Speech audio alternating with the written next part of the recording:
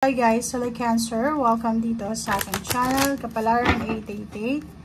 Welcome guys. Alamin natin kung anong messages, vibration, kapag energy para sa lahat. The general reading, weekly tarot reading para sa lahat ng Cancer. I hope na makuha nyo yung energy, Cancer. Kumuha tayo dito ng 2 cards. Okay. Okay, so sa first 2 cards mo, meron kang 3 and 36, 9.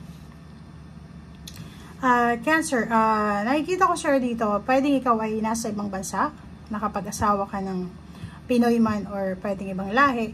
Siguro this week ay nag-aasikaso ka ng trial or pwedeng kaso mo sa paghihiwalay, divorce. Like for example, pag-aasikaso ng mga ari-arian, ng mag-asawa na parang hinahati, ganyan-ganito. So, yung iba naman sa inyo, gustong-gustong makapag-ibang bansa ng Cancer na to. Gustong-gusto niyang makapagtrabaho sa ibang bansa. Kaso lang, siguro sa Pilipinas, meron siyang kailangan na ayusin. It's either mali-mali yung spelling ng kanyang birth certificate, mali yung kung ano man ang mali sa documents niya, government documents na kailangan niyang ayusin muna bago siya makapunta doon sa malayong lugar, makapagbiyahe, makapaghanap ng trabaho or makapagsimula ng kung ano mang plano niya. Okay? Okay. So, yung iba na sa'yo dito, Cancer, mag-iingat kayo kasi pwede may nag-offer sa inyo ng mga trabaho na long distance na galing sa ibang bansa.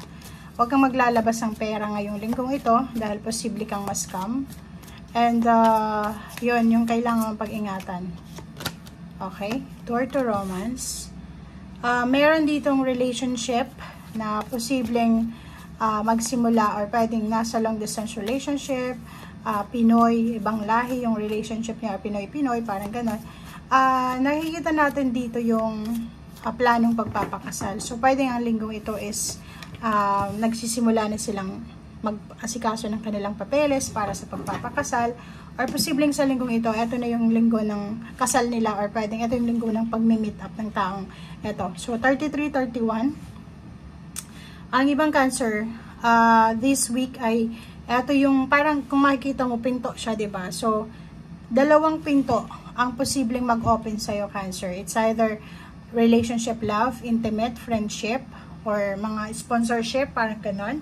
Or posibleng door to volume money. So, posibleng may stability ka sa usaping pera. So, may darating na pera. So, like for example, naghihintay ka ng swerte, ng good fortune. Itong linggong ito is sobrang, parang divine timing ito para sa'yo. So, kung ano man ito na magbukas sa'yo, financial man or emotional, tanggapin mo siya kasi divine timing siya para sa parang naka-destiny siya sa'yo. So, maraming magbubukas na financial offer, parang ganon, gateway of money and love, parang ganon. Tingnan mo, uulan ng pera, papasok yung pera sa bahay mo, sa tahanan mo, or pwedeng uulan ng pagmamahal, pag-ibig, or friendship, or anything na involve yung puso.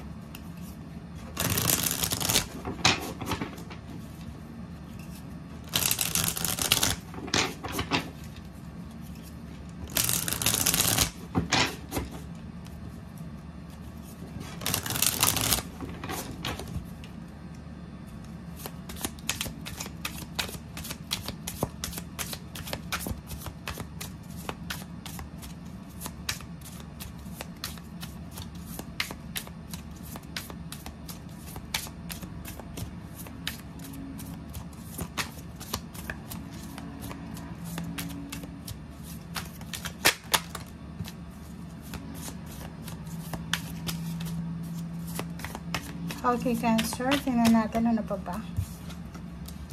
Okay, ang galing na ito. So, kung makikita mo dito, maraming hindi matuloy-tuloy sa'yo eh. Like for example, yung victory, promotion, salary increase, travel, relocation, or anything na hindi matuloy-tuloy. Sinasabi ng Barasyo dito na siguro sa ngayon, kailangan mo munang maghintay. Okay? Kasi yung Hierophant na to, sinasabi na kailangan mong like, hindi matuloy dahil dokumento yung problema, pera, or anything. Kailangan mo daw munang maghanap ng tamang tao na pwedeng makatulong sa'yo. Like for example, ilang taon ka nang nag-aasikaso ng papeles mo, pero hindi pa rin maayos-ayos. Sabi sa'yo dito ng Hierophant, kailangan mong maging matalino ngayon. Okay? Pumunta ka sa talagang dalubhasa sa pag-aasikaso ng papeles, or huwag kang pumunta doon sa mga fixers. Kasi pag ganon, talagang mahihirapan ka. Okay? Victory and success, pwedeng yung iba. Ang tagal nang naghihintay ng promotion nila, salary increase. So, ngayon nakikita ko siya dito na balance yung pera mo. So, wala ka namang masyadong problema sa salapi sa linggong ito. Kasi, tumatanggap ka ng pera. At the same time, syempre gagastos tayo. Ganon, tao lang tayo na kailangan gumastos sa araw-araw.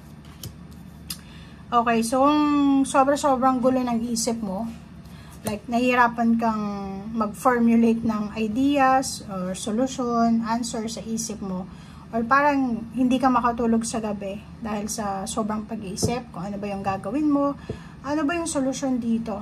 Solution ba na maghanap ako ng trabaho sa ibang lugar? Solusyon ba na tumanggap ako ng relationship? Tama ba ang decision ko? So, sabi ng Barasyo dito ng The Hermit, bago ka gumawa ng decision making, lalo na yung hindi makatulog sa gabi, sa sobrang pag-iisip, kailangan mo daw magpahinga. Okay, rest. Kailangan mong magpahinga.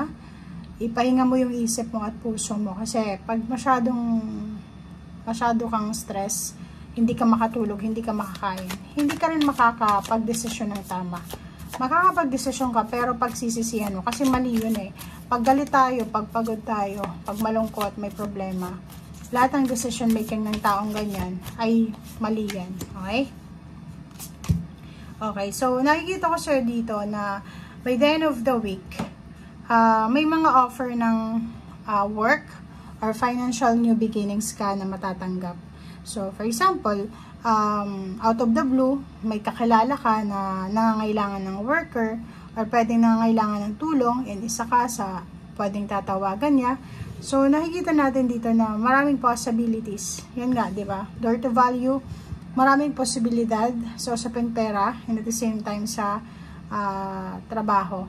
And nakikita ko sa inyo, may cancer dito, namumroblema sila sa pagpapatayo ng bahay. Siguro for example, nung nasa lugar ka na binagyo, siguro namumroblema kung paano ayusin yung bahay mo, literal, tahanan, or siguro may mga relationship problems dahil sa pera.